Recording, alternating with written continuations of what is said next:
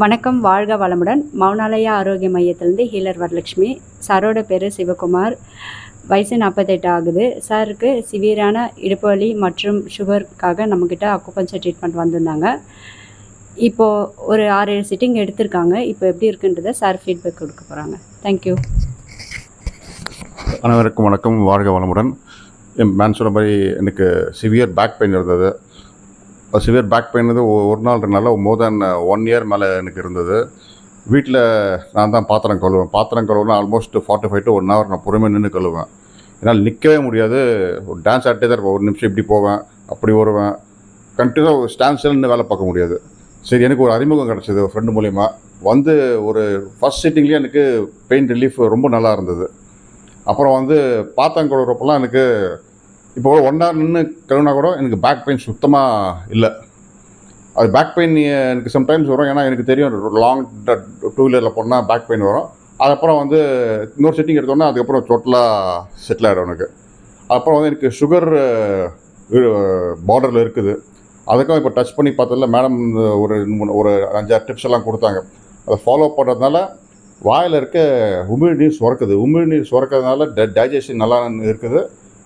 நான் இன்னும் அதுக்கப்புறம் பிளட் டெஸ்ட் எடுக்கலை. நான் எடுத்தால் ரிசல்ட் நல்லா இருக்குன்னு எனக்கு ஒரு நம்பிக்கை. அதே மாதிரி சீக்கிரம் தூங்கிடுறேன்.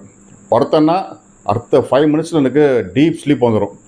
டிஸ்டர்பன்ஸே இல்லை. முன்னா ஸ்லீப் வந்து சுத்தமாக இருக்கவே இருக்காது. டிஸ்டர்பன்ஸ் இருந்தே இருக்கும். இப்போ டீப் ஸ்லீப் அது ஒரு 5 hours 10 to 2 வந்து டீப் ஸ்லீப்னு சொல்லுவாங்க. இந்த 4 hours வந்து ஆழ்ந்த உறக்கம். அதில் ஒரு நிம்மதி வந்து அனுபவிச்சா தான் தெரியும். அது ஒன்று. அப்புறம் வந்து சில விஷயங்கள்லாம் எனக்கு மாறுதல் தெரியுது.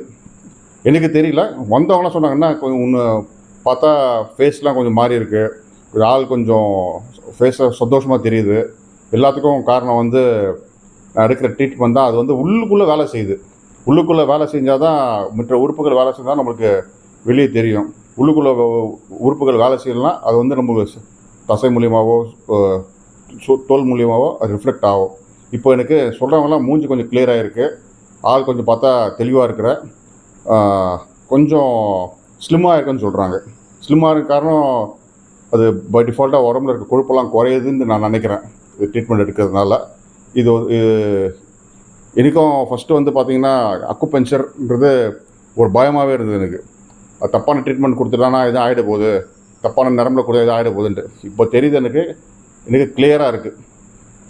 I am satisfied with the treatment what madam is giving. So all the best. வாழ்க வளமுடன். நன்றி.